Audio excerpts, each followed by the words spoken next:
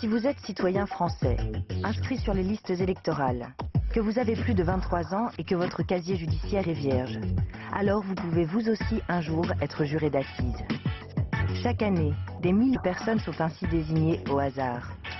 Vous serez alors amené, en votre âme et conscience, à acquitter, condamner et fixer une peine. On dit une peine de 20 ans, une peine de 30 ans, même 10 ans, c'est atroce, quoi. Pour la première fois, une caméra a suivi dans un tribunal un groupe d'hommes et de femmes face à cette lourde responsabilité qu'est de juger un de leurs semblables. De leur nomination au procès jusqu'au verdict final, une expérience forte qui marquera à jamais non seulement la vie de l'accusé, mais aussi la leur.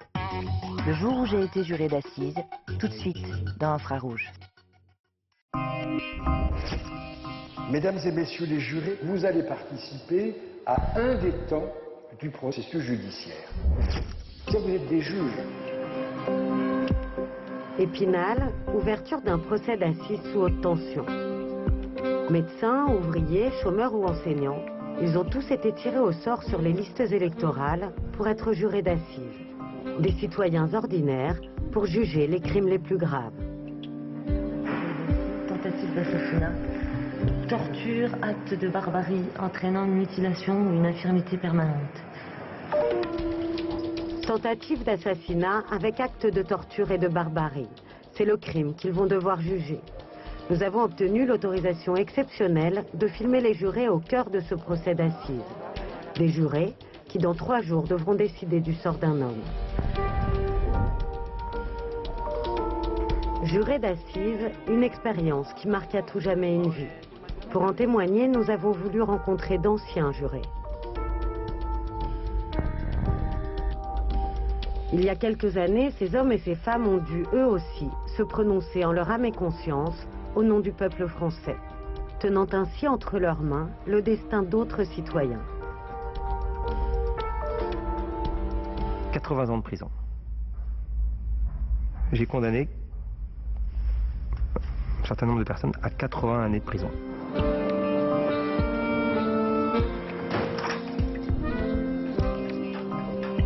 Trop. Je dis que j'ai donné trop d'années de prison. Trop d'années. C'est sûr. 35 années, c'est une vie. Hein.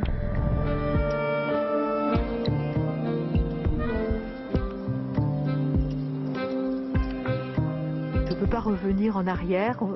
Ça a été une décision collective. J'ai mis ma petite pierre.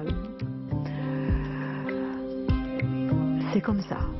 Je crois qu'on n'est jamais prêt à juger, parce que c'est un acte tellement lourd et tellement impliquant que c'est quelque chose qu'on veut repousser jusqu'au dernier moment.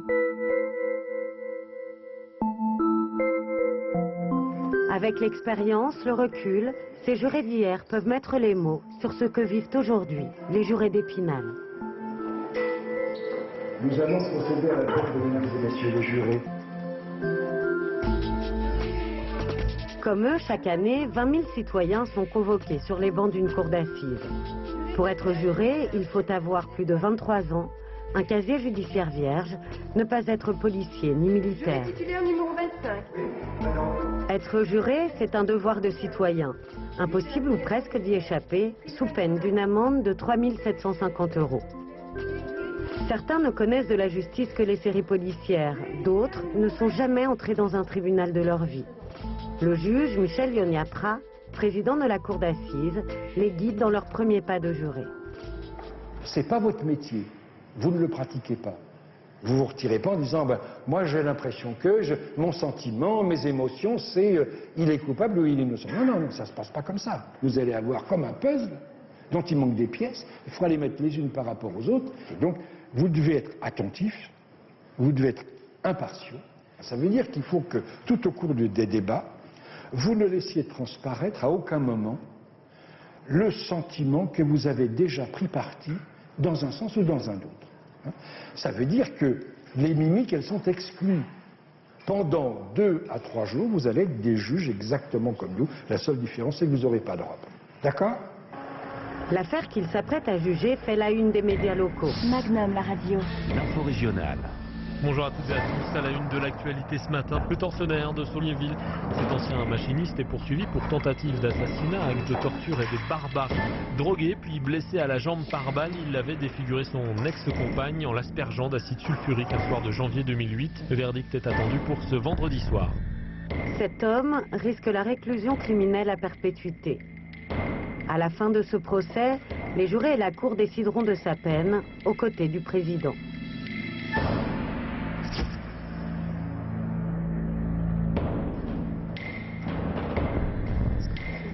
Quelques minutes avant le début du procès, Maître Pérez réconforte sa cliente, la victime, l'ex-compagne de l'accusé.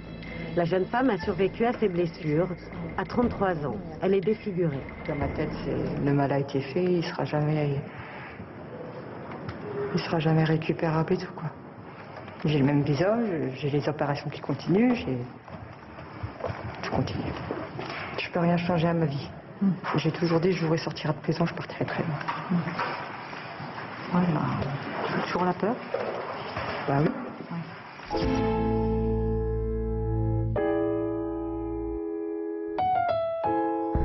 Bonjour, ça va? Oui, bonjour. Ça va? Bonjour. Vous pouvez nous l'amener à la salle, s'il vous plaît? Merci.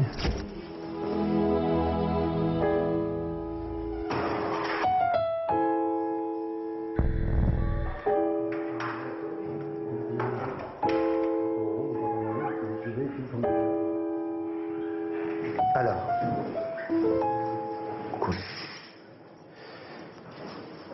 quand vous entrez, le président, deux juges professionnels, on va tirer au sort les jurés.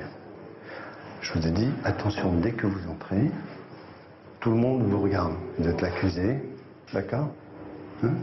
Je m'assieds. Important, après l'acte d'accusation, le président va vous demander de vous lever, vous dire, est-ce que vous reconnaissez les faits? Qu'est-ce que vous dites? Oui. Oui. Vous n'ajoutez rien. Vous ne posez pas une question ou quoi que ce soit tant que vous ne m'avez pas demandé si c'était bon. Ok? Quand vous défendez un accusé, de toute façon, quoi qu'il dise, dans le box, il a toujours tort. Donc en plus, les jurés, ils ne connaissent pas le dossier. Ils n'ont pas le dossier. Ils ne vont connaître que ce qu'ils vont voir de...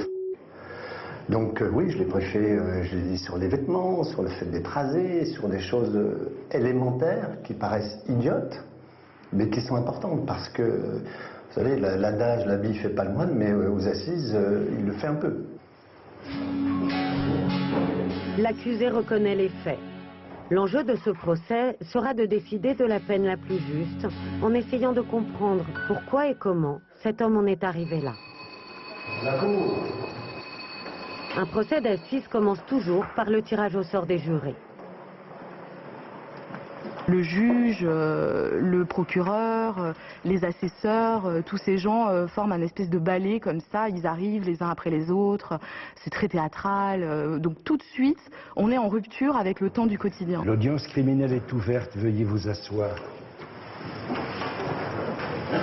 Lorsque je rentre pour la première fois dans la salle de la cour d'assises, j'ai une sensation de... je me sens pétrifié.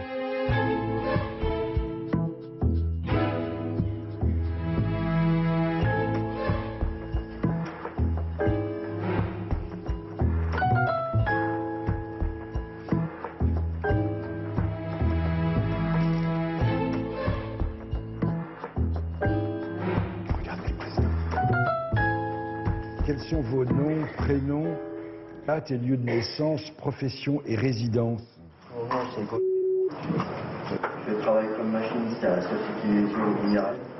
On rentre dans la vraie vie avec un homme ou une femme qui ressemble à tout le monde. Ça pourrait être mon voisin, ça pourrait être mon frère, quelqu'un de ma famille. J'essaie de déceler s'il y a une émotion, s'il y a un trait du visage, une expression qui va trahir quelque chose. On est à l'affût d'un petit détail. On croise le regard d'un homme aux abois en fait.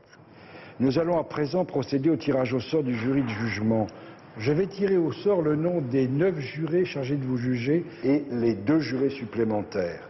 Vous avez le droit d'en récuser 5 et le ministère public peut en récuser 4. Monsieur l'avocat général, avez-vous des observations à formuler en ce qui concerne le nombre de jurés supplémentaires? Je suggère à la Cour le tirage au sort de 2 jurés supplémentaires compte tenu de la durée normalement prévue de 3 jours pour l'audience.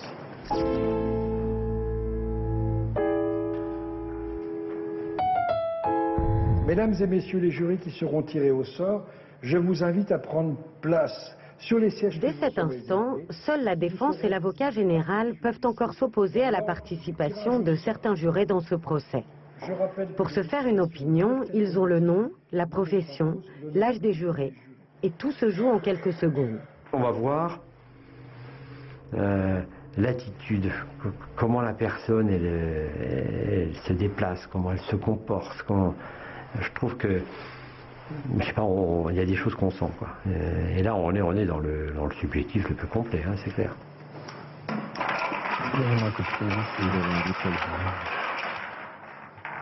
Juré titulaire numéro 25, Monsieur Thierry.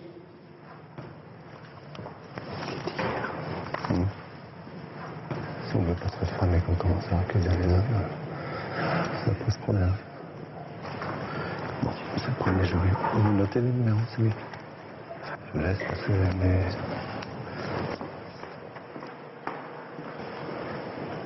Jury titulaire numéro 28, Madame Marie-France Grand.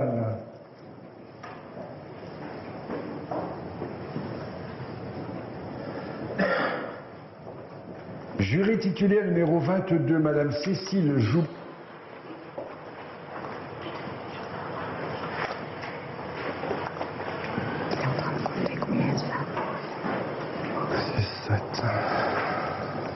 Jury titulaire numéro 27, Mademoiselle Claire Hay.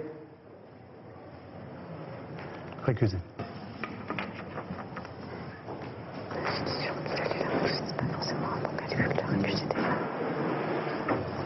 La victime est une femme, elle a été victime de faits graves, très graves. Je voulais pas trop de femmes. Et en même temps, des femmes peuvent comprendre.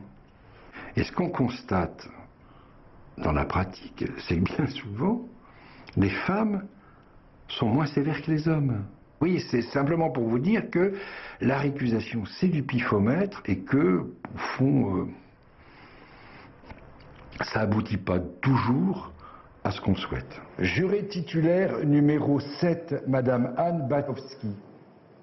C'est un moment où on a parfaitement conscience que tout le monde nous regarde et qu'à un moment donné, on a une épée de Damoclès qui peut nous tomber sur la tête et entendre le mot récusé. Il fallait monter quelques marches et je me rappelle que ma préoccupation était de ne pas me prendre les pieds dans le tapis. Hein. Voilà. J'ai quasiment pas respiré. C'est une espèce de tunnel émotionnel, physique et autres qui nous semble à nous durer une éternité. Et je marche, je m'assois et je ne suis pas récusée. Et là je me dis, bon bah voilà, là maintenant faut que tu y ailles ma grande. Mesdames et messieurs les jurés, veuillez vous lever, la Cour va maintenant recevoir votre serment. Vous jurez et promettez d'examiner avec l'attention la plus scrupuleuse les charges qui seront portées contre Monsieur Gou, de ne communiquer avec personne jusqu'après votre déclaration. C'est un sentiment de, on va pas dire de puissance, mais c'est un peu ça, quoi. De n'écouter ni la haine ou la méchanceté, ni la crainte ou l'affection. De vous rappeler que l'accusé est présumé innocente et que le doute doit lui profiter. Mettre les jurés vraiment en hauteur, c'est les mettre sur un piédestal ou une place importante. Je le jure. Je jure. Et c'est vrai que je me suis senti peut-être un peu important à ce moment-là. Je jure. Je jure. Je déclare les débats ouverts. Pendant près d'une heure, la greffière lit sur un ton clinique l'ordonnance de mise en accusation. Les faits et la personnalité de l'accusé sont décrits dans le moindre détail. On rentre dans une histoire, on rentre dans l'histoire de quelqu'un. D'une certaine manière, c'est un peu le destin d'un homme qui fait effraction dans ma vie. J'ai une période de 10 à 15 minutes où je ne fais qu'observer.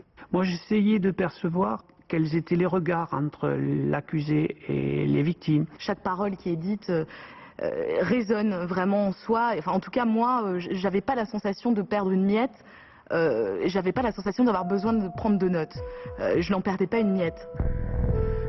Les faits se sont déroulés un soir de janvier 2008. L'accusé invite son ex-compagne chez lui et la drogue avec un somnifère. Après l'avoir attachée avec du ruban adhésif, il lui tire dessus à 2 reprises avec sa carabine et la blesse à la cuisse. Ensuite, il asperge son visage et tout le haut de son corps avec un détergent à base d'acide sulfurique.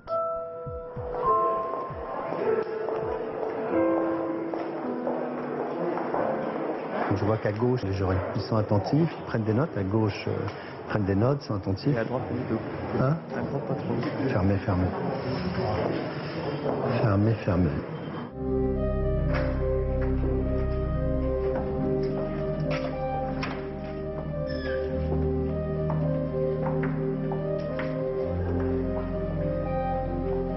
Là, c'est la salle où on se retrouve pendant les suspensions.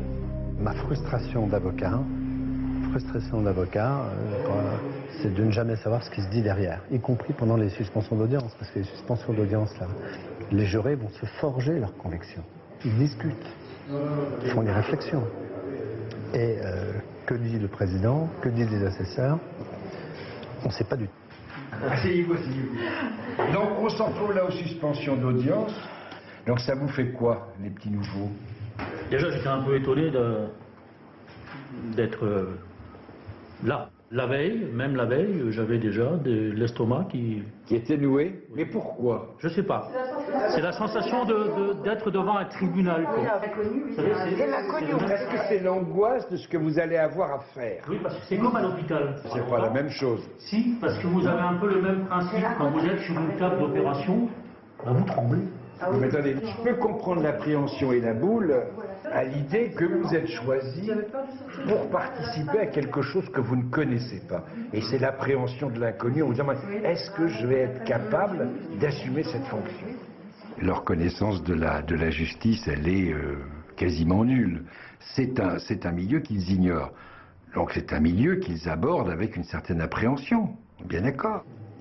La sanction, c'est nous qui prenons la décision. Non, c'est tous, monsieur, on est tous. Il n'y a pas de nous. Il n'y a pas vous et nous. Il y a nous, collectivement. C'est-à-dire que votre voix, elle compte autant que la mienne. Mais la mienne, elle compte pas moins que la vôtre. D'accord? Étant précisé que vous êtes en majorité. Bon, je pense qu'on va y aller parce qu'on est sérieusement en retard. On y va. Mon rôle, c'est à la fois de les mettre à l'aise, de les laisser parler, de répondre à leurs questions et d'essayer d'expliciter tout ce qui n'est pas clair pour eux. C'est-à-dire qu'ils ne soient pas, j'allais dire, bloqués, qu'ils ne soient pas tétanisés au point de ne pas pouvoir effectivement aller jusqu'au bout. L'audience est reprise, venez vous asseoir.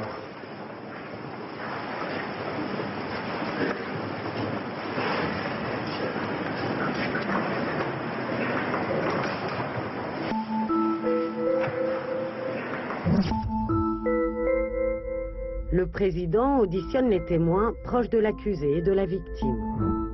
Dans mon expérience de juré, le côté le plus surprenant et qui m'a le plus déçu, ça a été le rôle des témoins. Quand on vient défendre son oncle ou son voisin qui viennent dire que cet homme, on lui donnerait le bon Dieu sans confession, c'est un brave homme, et quand il y a un défilé comme ça de 30 personnes qui viennent tous dire la même chose, au bout d'un moment on ne sait plus quoi. Moi je ne peux pas en tant que juré discerner les personnes qui mentent et les personnes qui disent la vérité. Dans ce procès, amis, familles, collègues de l'accusé défilent les uns après les autres à la barre et décrivent tous un homme sympathique et travailleur. C'est au tour du médecin traitant de la victime de s'exprimer.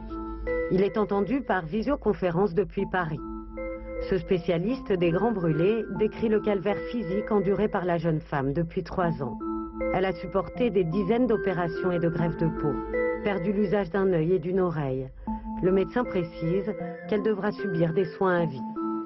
Là, on vient d'entendre le médecin traitant de la victime, qui a été très émouvant pour les jurés. Ils prennent toutes les blessures, les brûlures de la victime, et en plus, j'ai un vrai problème là, c'est que pour une raison technique de physioconférence qui devient la règle générale dans les procès d'assises, et c'est d'ailleurs fou, puisqu'on ne voit plus les médecins, on ne voit plus les experts, on est complètement en train de déshumaniser la justice, mais là, on est sur l'émotion et il vient d'avoir une suspension de séance pour une raison technique. Ce qui veut dire que les jurés partent tout de suite avec la cour sur cette impression. Et là, c'est très mauvais pour l'accusé. Vous êtes abasourdi, vous ne dites plus rien. Le médecin lui-même qui a l'habitude de voir des grands brûlés semblait impressionné par l'étendue des dégâts. Les souffrances sont doubles avec les brûlures et on l'a fait souffrir encore pour réparer. Bon, c'est normal, c'est la technique. Juste une question de ce président. En face de nous, nous avons malheureusement la victime. Oui. Est-ce que c'est possible de demander à la victime de se couvrir? Non. Oui, ah oui. C'est parce qu'il y a des problèmes, ça Non, mais je suis d'accord avec vous que c'est difficile. Mais la victime, elle est ce qu'elle est. Ah non, mais je ne... Non, mais bon, non, vous regardez pas. Malgré le témoignage édifiant de son médecin, la victime estime que les jurés n'ont pas toutes les clés pour juger. Ils n'ont pas vu les photos de son visage juste après les faits. Les photos qu'il y a dans le dossier, elles sont quand même très choquantes. Oui, je trouve ça illogique qu'ils ne montrent pas au juré. Je lui dirai au président. Que vous dire à cette heure-ci, j'en suis à un stade comme ça, mais au bout de 16 opérations quand même. Oui. Je pense qu'en partie, il veut aussi vous protéger vous. Est-ce qu'on verra les photos? Non. Vous aimez les films? Pourquoi vous voulez les voir? Peut-être mieux pas voir les photos. Voilà. Bah, là, vous avez posé la question tout en ayant la réponse. Les photos, de manière générale, elles sont tellement insoutenables que vous les montrer, ce serait vous mettre dans une situation que vous ne supporteriez pas, donc ça n'a aucun intérêt. Excusez-moi. Je voulais savoir s'il serait possible de voir le président juste une minute. Oui, je vais le prévenir. Merci beaucoup.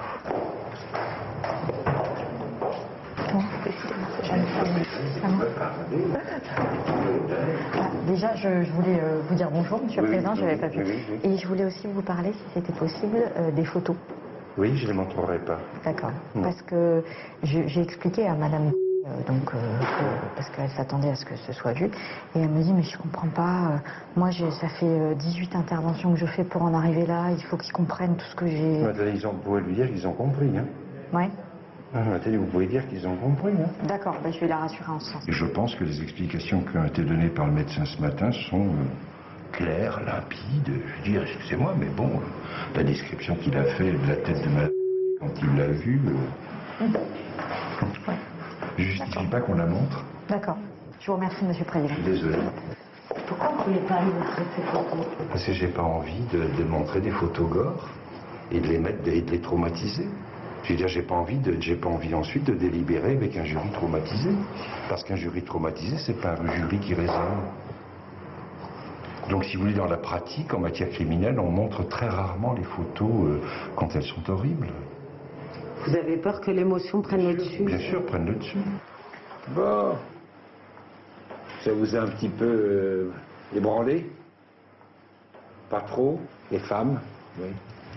Bon, alors on va vous laisser sur cette impression qui va bien entendu vous empêcher de dormir. Si vous n'arrivez pas à dormir parce que vous avez des images qui sont affreuses. D'accord?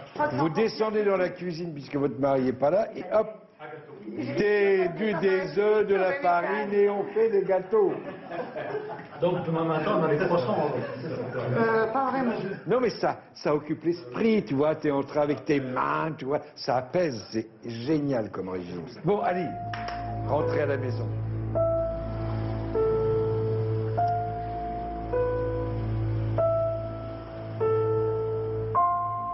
Quand on est juré, on est très seul. Pendant toute la durée d'un procès, on rentre chez soi, on voit sa famille, mais sa famille, elle n'a pas vécu le procès.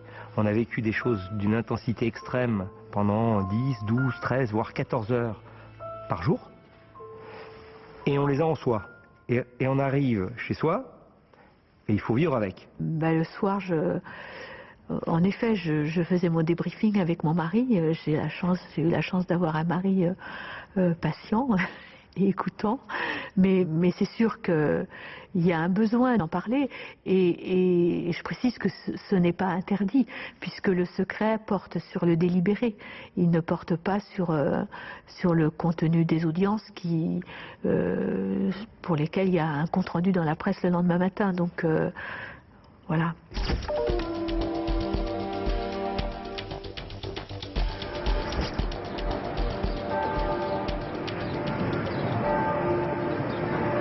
Magnum, la radio. L'info régionale. Benoît Boulanger. Le tortionnaire de Souleville face à sa victime. Elle doit s'exprimer à la barre cet après-midi au lendemain d'une journée qui a permis de dresser le profil psychologique de l'accusé. Bonjour. Bonjour. Bonjour. Bonjour. Donc ce matin, ce que je vous demande simplement, sachez que quand vous êtes dans la salle, les jurés vous voient. Les juges vous voient tout le temps. Hein? Donc, je vous le dis parce que des fois, vous savez, vous allez être tendu, vous allez avoir des réactions, vous allez envie. Pas de réaction dans la salle. Et surtout, si la victime, vous la croisez, pas de... Toute chose qui se passerait mal dans la salle parce que vous pouvez avoir une réaction compréhensible, légitime, parce qu'à un moment, ça se retourne contre... Ah oui, d'accord. Non, mais de toute façon, on ne peut pas enlever ce qui a été fait.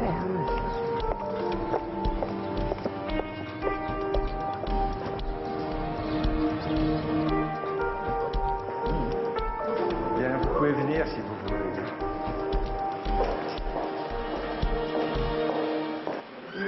Depuis 38 ans. J'ai vu toutes les couleurs. Vous avez bien dormi? Oh oui, dit-il, lui, et vous, difficile. Vous avez eu du mal à m'endormir. Pourquoi? Bah, je sais pas, je revoyais un peu toutes les images, et puis voilà, peut-être parce que c'est la fois. D'accord. Voilà. Donc aujourd'hui, bon, il va y avoir des témoins de nouveau. On finira la journée par l'audition de Madame Go. Hein? Et je pense que l'intervention de la victime cet après-midi va être certainement prenante aussi. Oui, déjà parce que c'est évident que vous devez être comme moi, c'est-à-dire que votre regard, il ne va pas vraiment vers la droite de la salle, il va plutôt vers la gauche. Vous n'avez pas très envie de la regarder, hein, on est d'accord. Il y a quelque chose de dur dans le... ça fait mal, hein, bon. On va y aller. Attendez, je voulais aussi vous dire quelque chose. C'est que quand je rentre tout seul et j'ai l'impression que c'est la débandade derrière. Donc vous, essayez d'être compact derrière moi. Non, non, vous n'êtes pas organisé. Oui, non, mais non, c'est pas simplement ça. Non, mais j'ai vraiment l'impression d'être un peu comme un crétin tout seul dans le truc.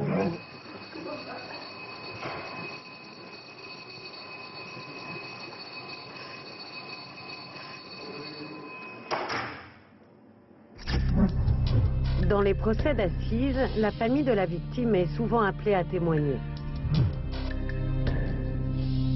J'ai en face de moi que les familles. Donc en permanence, je regarde les familles. Donc il est évident que l'attitude de toutes les familles a un rôle capital. Parce que on peut très bien être horripilé par une famille de victimes. Des gens qui vont avoir une attitude excentrique, hystérique, mais il y a des attitudes qui sonnent fausses, qui sonnent faux. Et ça, on le ressent aussi. Plus le temps passe, plus on cherche des indices. Sans jouer les Colombos, mais on cherche des indices. On cherche désespérément la lumière et des choses qui vont nous aider à construire l'intime conviction. Le père et la mère de la victime ne trouvent pas les mots pour décrire leur souffrance. L'avocat général décide alors de les interpeller pour les faire réagir. Quand j'ai posé successivement la question à la mère et au père de savoir ce qu'ils attendaient du procès, ce qui est normal, une partie civile, comme un claquement de fusil, ils ont répondu l'un et l'autre perpète. Bon, 2 coups de fusil, quoi. Hein, moi, je ne m'attendais pas du tout à ça, quoi. Oui, c'est assez surprenant. Hein. Ah oui, puis c'était... enfin, voilà, on sentait ouais, que... c'était un coup de fusil, quoi. Je ne m'attendais pas du tout à ça, moi. Là, on est dans la loi du talion, quoi. On est dans la vengeance totale. La philosophie, c'est bien, hein, mais... C'est charnel, c'est affectif, c'est... Il a détruit leur fille, quoi. Donc, à la limite, ça peut se comprendre.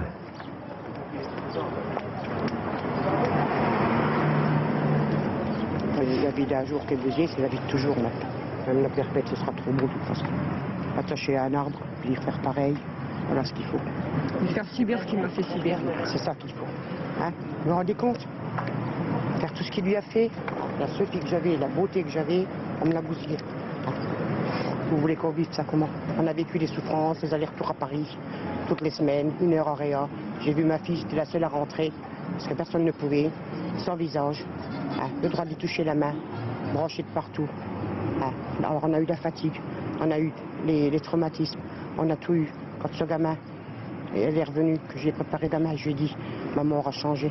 Tu sais mon chéri, ce sera plus le même visage. Mais allez imaginer un gamin qui retrouvait une mère, plus de cheveux, plus un œil caché, atroce. Moi ça se voit pas, ma douleur. On peut me regarder, mais intérieurement, je vous jure, c'est pas pareil.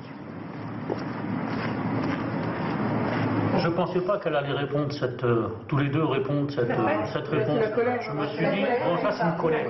Mais j'aurais pensé qu'elle aurait pu dire autre chose. Qu'il soit puni, mais qu'on ne vient pas tout de suite dire. Je pense qu'il faut traduire. Voilà. Oui, c'est ça. Oui, déjà Mais vous la traduisez comment? Que justice soit pleinement rendue, c'est-à-dire le maximum. C'est tellement gros, oui, elle a tellement souffert. Non, ils ont tellement de haine. La mère, non. Si eux, ils pourraient prendre la justice eux-mêmes, ils le feraient eux-mêmes. Moi, je leur explique, on n'est pas là pour exercer la loi du talion. Donc, si vous voulez, c'est bien sûr qu'il faut prendre l'intérêt de la victime. Bien sûr qu'il faut pouvoir dire à la victime, oui, vous êtes une victime. Oui, ce qui vous a fait est grave. Oui, ce qui vous a fait est insupportable. Mais c'est à nous, juges, et les jurés à ce titre sont des juges, qui allons déterminer, par rapport à un certain nombre de paramètres, quelle est la peine la plus juste pour les faits qui ont été commis.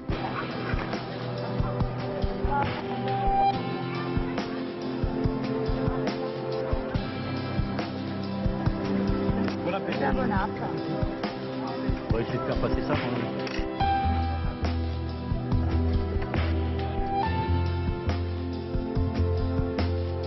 Vous ne déjeunez pas avec les jurés? J'ai pas envie. Pourquoi? Parce que nécessairement, je pense que j'ai pas envie de les perturber.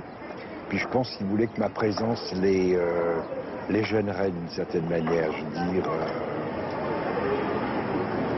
Les intimider, vous croyez? Je sais pas. Sincèrement. Probablement un peu, oui. Probablement un peu, mais bon. Mais si vous, c'est normal, si vous voulez, il y a nécessairement la distance de celui qui est, de celui qui préside, de celui qui est le professionnel, de celui qui sait, par rapport à eux. Donc, puis j'aime autant les laisser parler entre eux. Hein.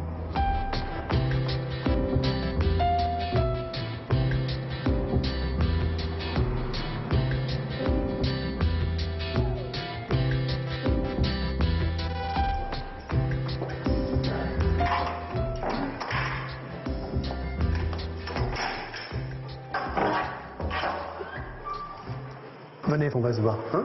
Venez par là.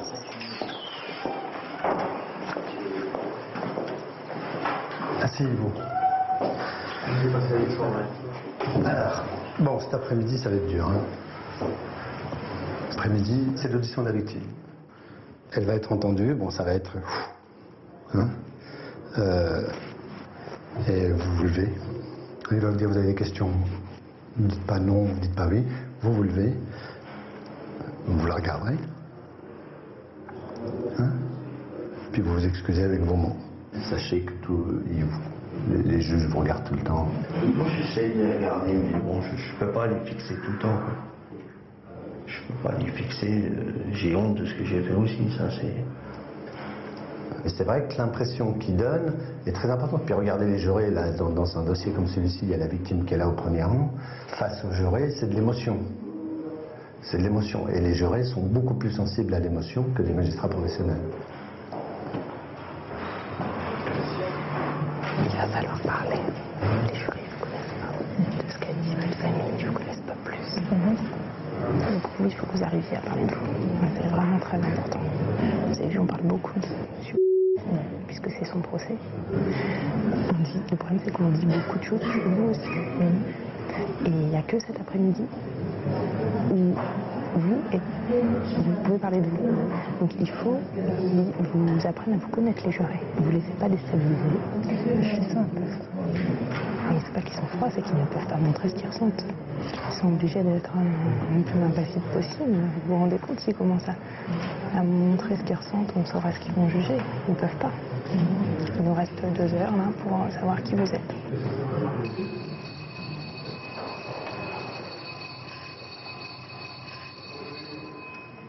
L'audience est reprise, veuillez vous asseoir. Le temps fort de chaque procès, l'audition de la victime. L'émotion ou le sentiment le plus difficile à réfréner, c'est la tristesse et parfois même l'envie de pleurer. Moi j'ai eu des envies de pleurer qui ont pu arriver parce qu'on entend des choses qui sont tellement abominables et qu'en plus on voit les personnes qui les ont vécues en face de soi, il y a l'envie de pleurer qui peut arriver parfois. Une victime m'a beaucoup émue, beaucoup touchée. C'est-à-dire que je pense que j'ai fait un vrai transfert. Je me suis dit, ça aurait pu être moi. Quand on est juré, on est une éponge. Pendant les heures et les heures que dure un procès, on ne vit que d'affect et de douleur. Dans cette affaire, la victime décrit l'accusé comme un homme violent et alcoolique. Un homme qu'elle avait quitté depuis quelques semaines au moment des faits. Droguée par son ex-conjoint le soir du drame, la victime a oublié en partie les sévices qu'elle a subis. Mais elle se souvient très précisément de la douleur intense qu'elle a ressentie au contact de l'acide. Pendant son audition, la jeune femme contient son émotion devant l'homme qui est dans le box. Elle bouleverse les jurés.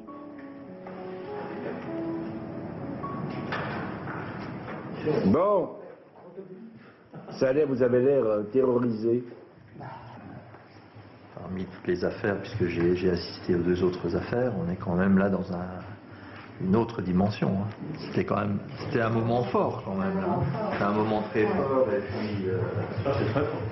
Cela dit, vous voyez, moi mon expérience c'est que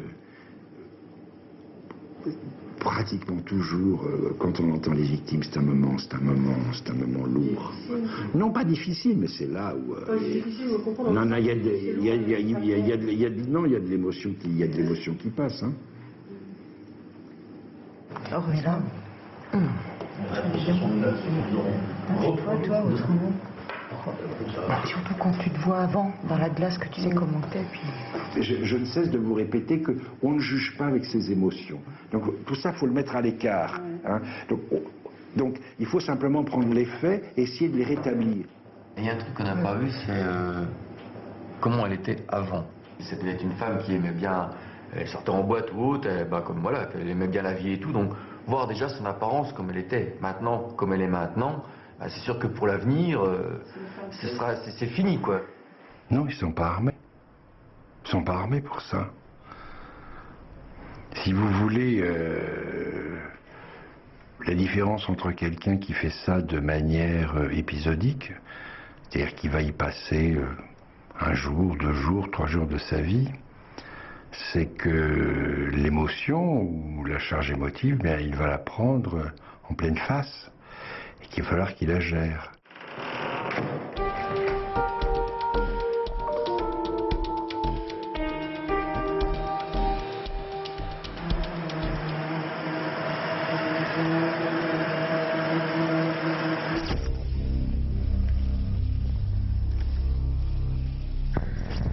Bonjour.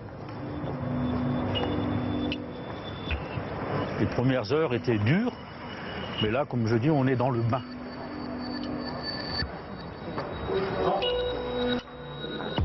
C'est là que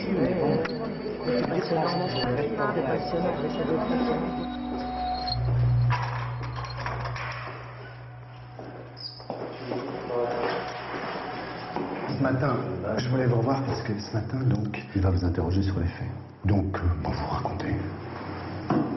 Vous dites pas de mal contre elle, mais vous dites ce qui s'est passé. Le problème, c'est qu'hier soir, vous n'avez pas pu faire les excuses. C'est pas un problème, mais vous voulez les faire au début ou après? Et puis vous, les faits, ne rentrez pas dans les détails. Alors ils vont vous dire, mais vous avez dit un marteau, des clous, c'était pour la torturer. Vous avez dit, écoutez, non, je voulais lui faire peur. Ah, mais vous avez dit que... Depuis le début, je voulais lui faire peur, je ne sais pas pourquoi j'ai préparé tout ça. Bon, vous répondez en regardant la cour, toujours. Hein? Si à un moment ça dérape, moi je peux intervenir. Si jamais l'avocat général, on ne sait jamais, vous dit mais quelle peine ou etc., dites écoutez, c'est la justice qui décide. Hein, ne parlez pas de longue peine, de machin, de 20 ans, de 30. Non, parce que d'accord. Bon, c'est bon comme ça. Allez, hein, courage. Vous n'avez pas autre chose? Allez. Je suis vraiment un petit peu ailleurs. Hein? Je dis je suis un petit peu ailleurs, c'est difficile. Très bien, là, dites-le. Dites, soyez naturel.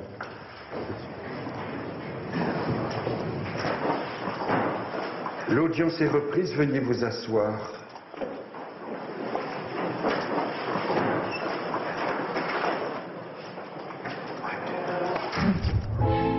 Comme dans chaque procès, l'accusé s'exprime après la victime.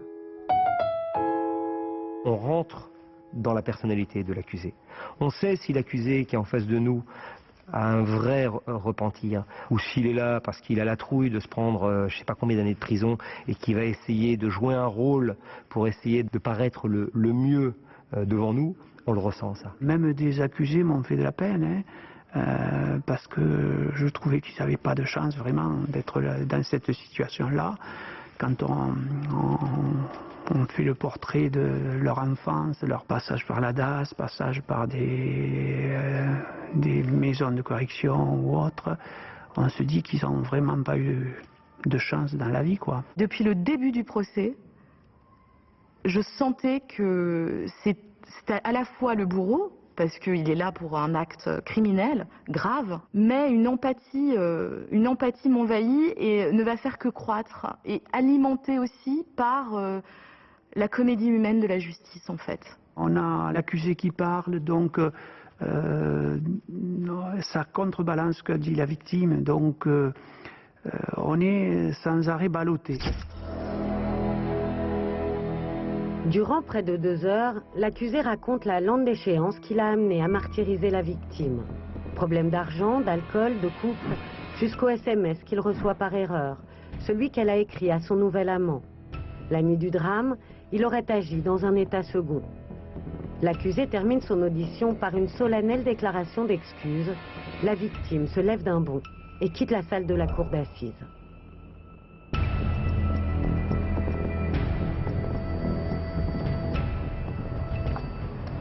Sans pardon, on n'en veut pas, et puis il le garde pour sa famille. J'ai déjà des gens qui me croient que c'est pardon. C'est un sacré culot, c'est ce qu'il est. Quoi, la prison pour lui? Ouais. C'est des vacances, voilà. Un hôtel. Ouais. Il fait pas à bouffer, il a rien à payer. Il a pas un métier, c'est les vacances. C'est la belle vie. Faudrait qu'il y en a qui souffrent de ces conneries, et ben, lui il profite de la prison. Moi je paye. Moi j'ai pris la perpétuité, je vais souffrir jusqu'à ma mort. Donc voilà. Tandis que je vais les mettre le plus possible, mais il ressortira un jour. Mais il ressortira, il sera intact. Parce que moi, je suis pas ressorti intact. C'est tout.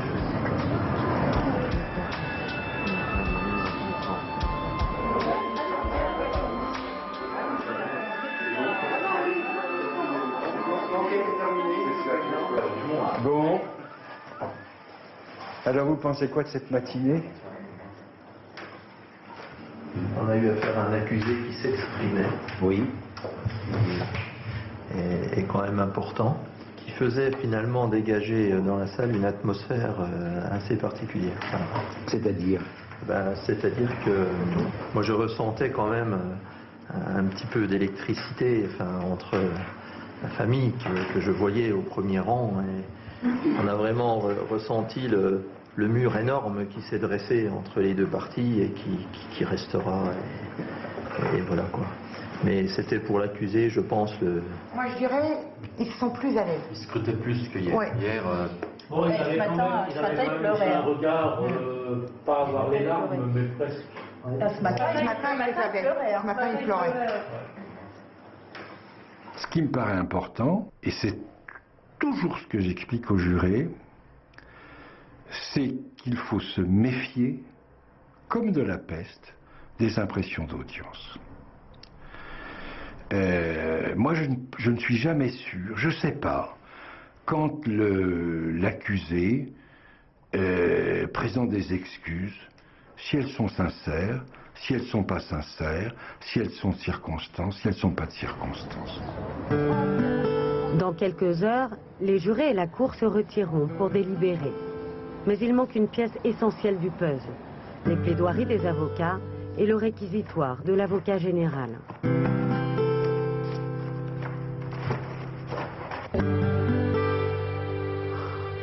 Des plaidoiries qu'il réajuste jusqu'au dernier moment.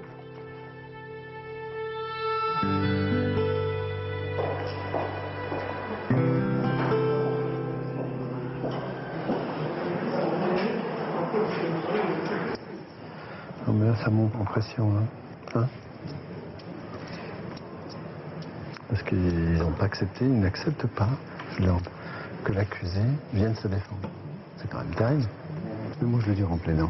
Je lui dirai, écoutez, madame, elle est victime. Bien sûr qu'on est ému, bien sûr.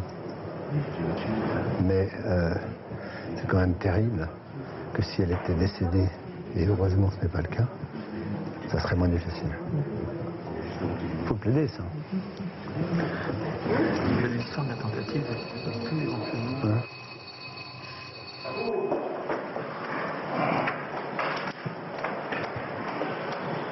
L'audience est reprise, veuillez vous asseoir.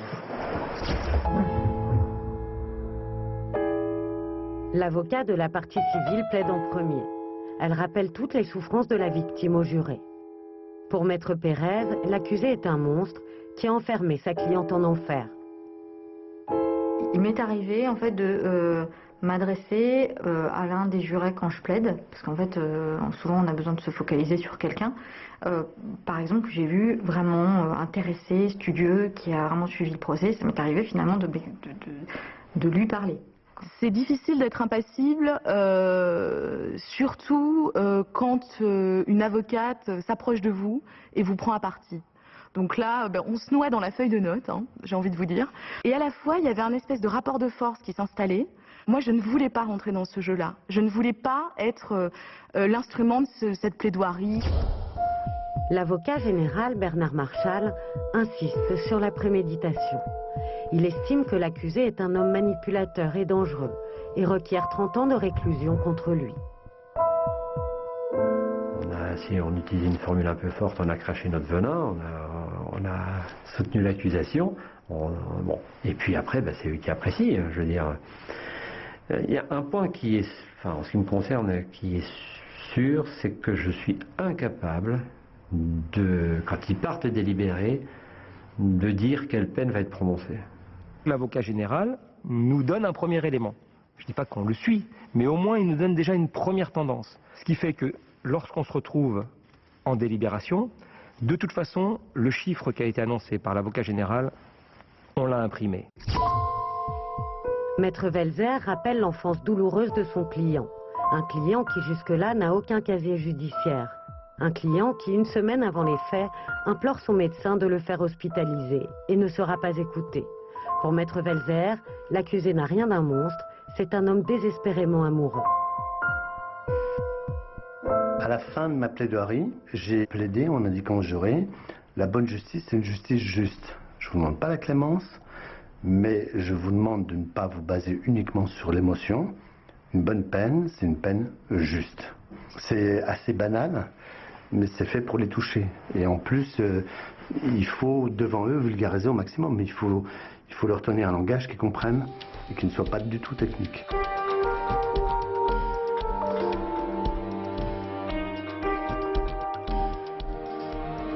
C'est du grand théâtre, ça. C'est fabuleux. Hein. Moi, je trouve que c'est des acteurs phénoménaux, hein, les avocats. Hein. Ils jouent en roulant des yeux, etc.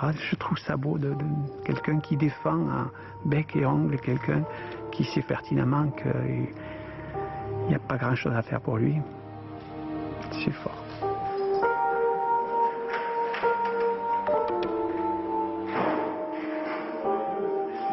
Après 2 heures de plaidoirie, le président de la cour d'assises, ses 2 assesseurs et les 9 jurés se retirent pour délibérer.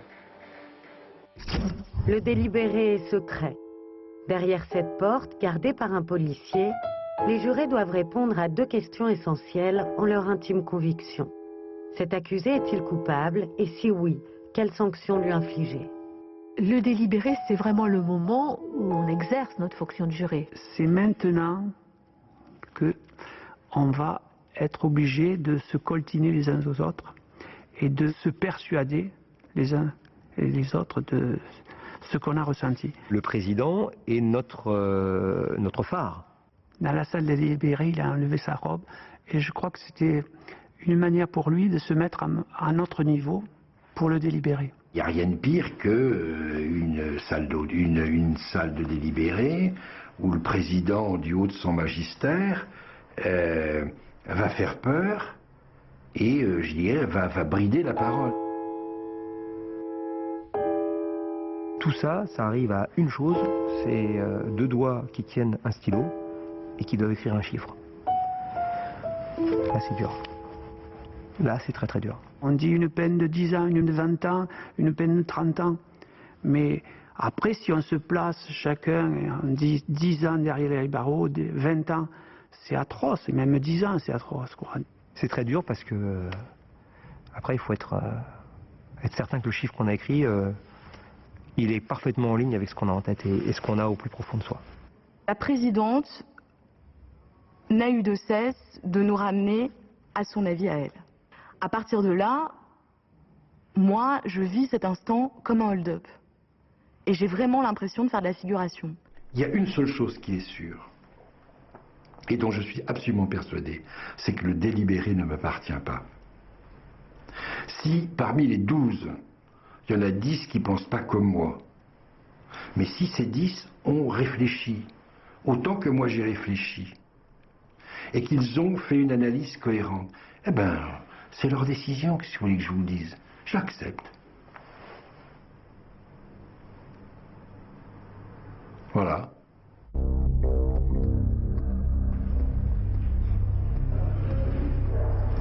Je suis comme vous, je sais pas. Attends. Faut attendre. Ça c'est le délibéré, ça peut durer, là ça fait 2h30, ça peut encore durer 1 heure, 2 heures, 3 heures, 4 heures.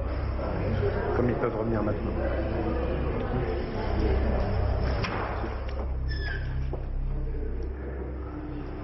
Vous avez quelque chose à me demander? Non, je dis le remercier parce que ça m'a fait du bien de vous entendre me défendre.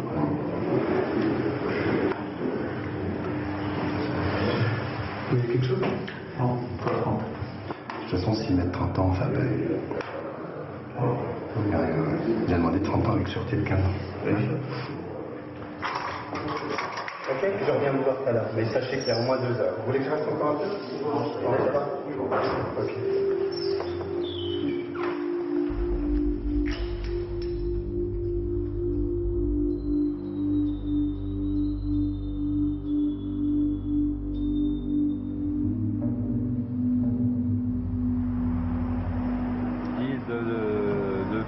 Mais bon, ça peut être 5-6 heures. Faut attendre, il n'y a plus que ça à faire.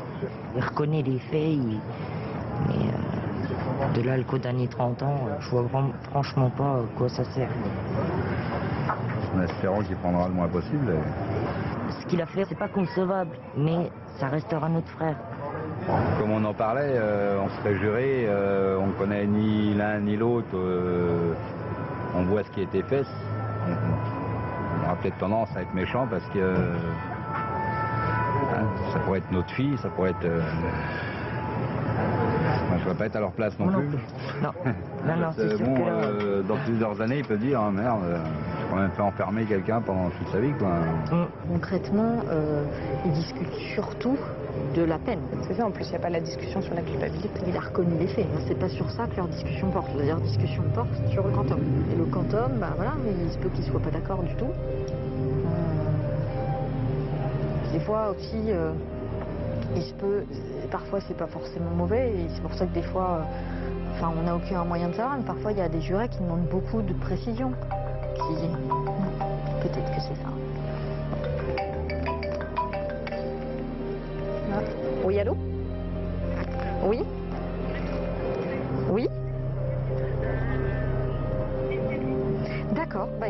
arrive tout de suite, on est juste devant le tribunal.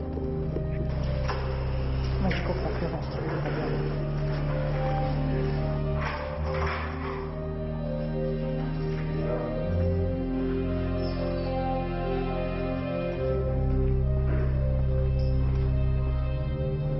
Après 2h45 de délibéré, les jurés entrent pour la dernière fois dans la salle d'audience.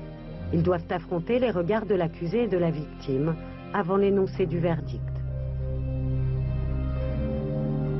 Quand ils reviennent porteurs du délibéré, on sent une grande tension dans la salle.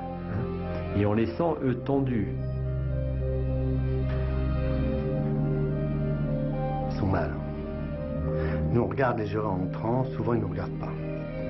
En étant avocat de l'accusé, quand ils rentrent, on sait déjà si on a vraiment un mauvais résultat. S'ils baissent les yeux, s'ils ne nous regardent pas. Il y a des jurés parfois qui nous font un signe pour nous dire un signe complice. La Cour et les jurés suivent le réquisitoire de l'avocat général et condamnent l'accusé à 30 ans de réclusion criminelle. Garde, veuillez faire sortir le condamné. L'audience criminelle est levée.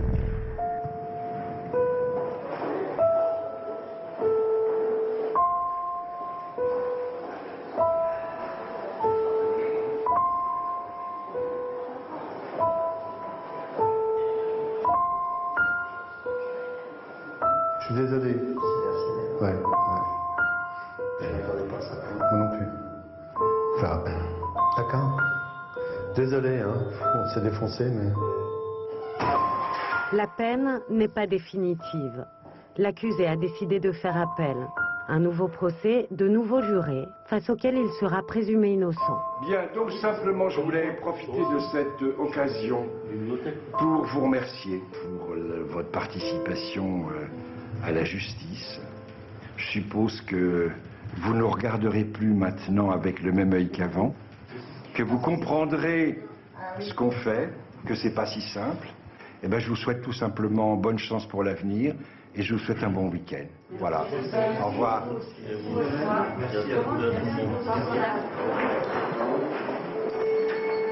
L'audience est close, le verdict rendu. Les jurés retrouvent leur anonymat de simples citoyens. Parfois choqués, souvent ébranlés dans leurs convictions, les jurés d'assises sont condamnés à vivre avec leur peine, avec leurs secrets. Pour les uns comme pour les autres, la session d'assises est une parenthèse qu'il n'est pas facile de refermer. J'ai un sentiment de fierté d'avoir joué ce rôle.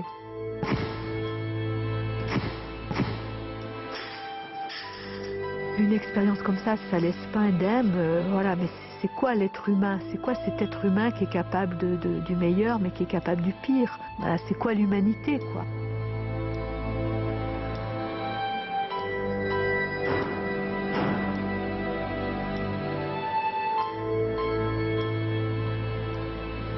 Parce que j'étais pas sûr qu'il soit coupable. J'étais vraiment pas sûr. C'était une part crue plus qu'une autre. Ou quelqu'un qui a joué mieux qu'un autre. Peut-être ça. Et là c'est difficile, quoi. Hein. On n'est pas dans une pièce de théâtre, c'est ça, c'est la vie des gens, quoi. Et cette vie des gens, voilà. Et le fait d'en parler là, la boule qui revient, voilà. Gentil, bon, de m'avoir fait ça.